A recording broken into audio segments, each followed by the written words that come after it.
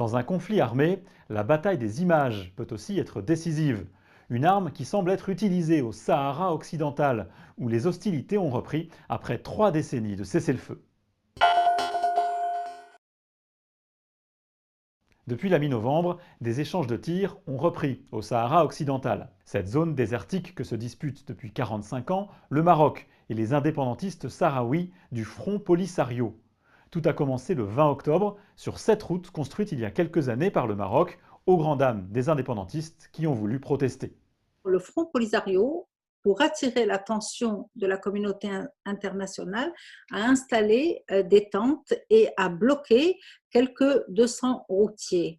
Alors, d'habitude, le Maroc se plaint, notamment au secrétaire général des Nations Unies. Cette fois-ci, il a riposté de manière militaire en bombardant le camp. Et la bataille se déroule aussi sur les réseaux sociaux avec des vidéos comme celle-ci.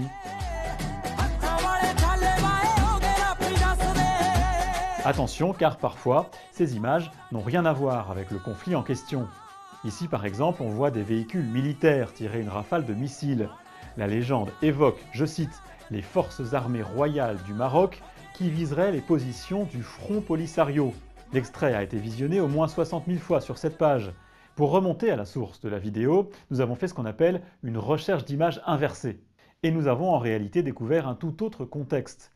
Ces images ont été mises en ligne en 2018, et si elles ont bien été filmées dans ce qui semble être un désert, ce serait plutôt celui du Thar, en Inde.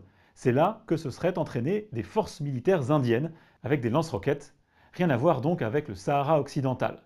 Autre exemple, ces images relayées par un soi-disant site d'information marocain. On y voit des hommes courir dans une zone désertique, ils semblent en déroute. Ce média en ligne croit savoir qu'il s'agit, regardez, d'une panique générale et d'une fuite des miliciens du Polisario dès l'arrivée des forces armées royales du Maroc. Nos confrères de l'AFP ont pourtant retrouvé la même vidéo publiée sur Internet en février 2020, bien avant la reprise des combats au Sahara occidental. Elle a en réalité été tournée en Algérie et pas au Maroc. Elle montrerait des chercheurs d'or s'enfuyant devant l'armée algérienne. Il y a toujours eu une bataille de la communication, une bataille de l'image. Comme il n'y a pas de journalistes sur place, on ne sait pas exactement ce qui se passe.